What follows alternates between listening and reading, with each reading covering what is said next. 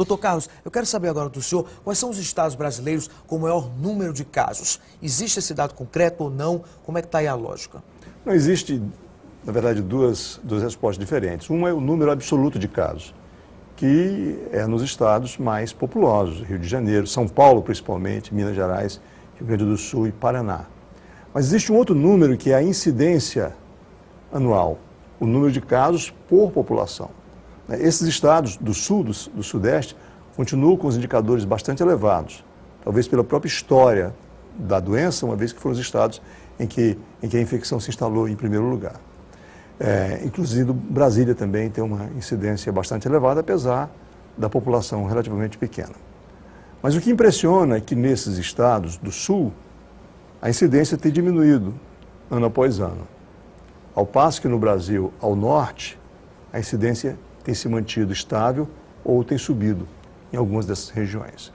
Isso aqui é preocupante e que merece uma reflexão de todos nós. E por que, doutor? Esse fato das pessoas hoje terem um poder aquisitivo, as condições de viajar cada vez mais, isso influencia esses números ou não? O que se diz esse número? Por que exatamente isso acontece? Não, no início é verdade, porque quando a doença não existia no Brasil, esses contatos se faziam através de contatos, digamos assim, internacionais, né? Pessoas que se deslocavam para regiões onde a transmissão ocorria, como era nos Estados Unidos naquela época, Europa Ocidental, e principalmente na África, que de fato é o berço do HIV.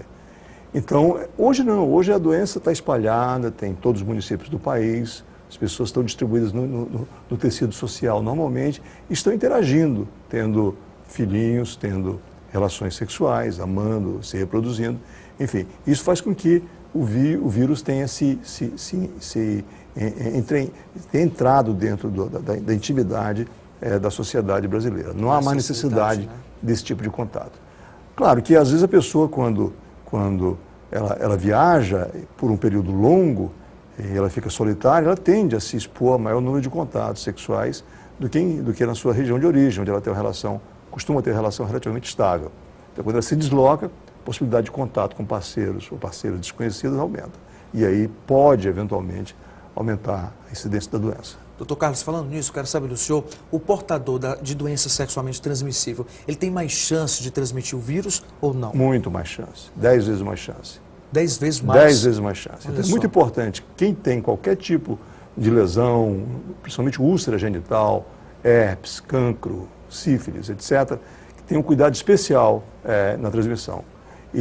Mas também aqueles que têm um corrimento devem ter uma precaução maior, porque não só podem passar, como pode adquirir a infecção mais facilmente. Isso é um conselho especial para aqueles que vivem do sexo, né, que são trabalhadores do sexo. Então, uma razão especial para se examinarem periodicamente e evitar que se adquiram, que transmitam a infecção quando ela porventura existir. Falar então de gravidez um pouquinho, doutor. Qual é a maneira uma mulher grávida que ela transmite o vírus do HIV ao filho em gestação? Como é que funciona isso? É automático, engravidou, a criança vai ter o vírus? Não. A maior parte da transmissão ocorre no momento do parto. Daí existirem medidas para que a transmissão não aconteça de jeito nenhum.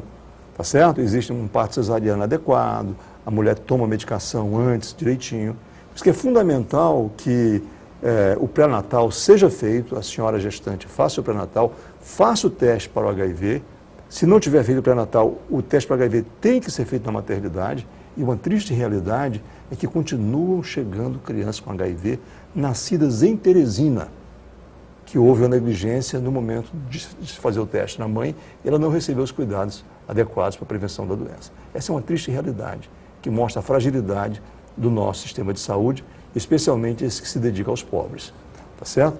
Então, essa transmissão é principalmente no momento do parto. Então, tudo se torna em torno do parto, tá certo? Se tomou os cuidados adequados, tomou a medicação adequada, a chance de transmissão é muito remota, particularmente naquelas senhoras que vêm tomando remédio regularmente. Agora eu quero saber do senhor, qual é a ejaculação fora do corpo, doutor? Há risco de contrair o vírus? Adultos têm dúvidas em relação a isso, né? Muito difícil. Só se houver de uma pessoa infectada, só se houver uma lesão na pele, aí sim pode haver transmissão. Se não houver transmissão na pele e houver a higiene direitinho, não há problema. Doutor, e mesmo usando preservativo, existe o risco de contrair o vírus? Muito remoto, né? Muito remoto. Claro que a camisinha às vezes pode se romper e a pessoa não perceber, e pode haver uma ejaculação ou um contato do pênis com a vagina infectados, um dos dois. É possível, sim. E a camisinha pode falhar, pode sim. Mas é o mais seguro. Entre fazer sexo sem camisinha ou fazer o sexo com camisinha, não tem dúvida nenhuma. E aí, doutor, se rompeu nessa hora, o que a gente deve fazer então?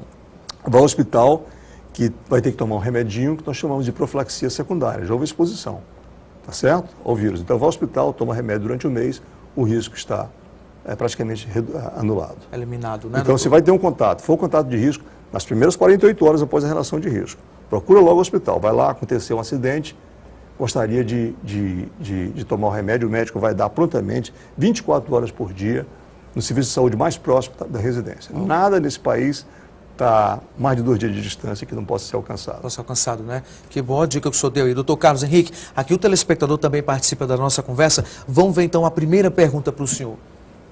Olha só. Bebês de uma mulher com AIDS, doutor, pode se infectar pelo vírus? Pode não se infectar pelo vírus? A pergunta é do Ricardo Alves, do Jockey Club aqui em Teresina. Pode sim, perfeitamente. Cerca de 3/4 dos partos de mães com HIV, a criança não nasce com o vírus. É mais ou menos 20 a 30% só que pega a doença. Sim.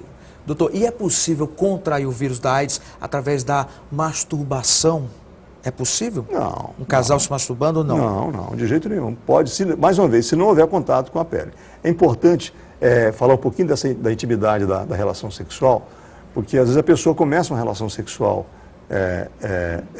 insertiva, o pênis na vagina, ou no ânus, ou na boca, e ele acha que vai terminar a relação numa masturbação ou ejaculando fora do corpo.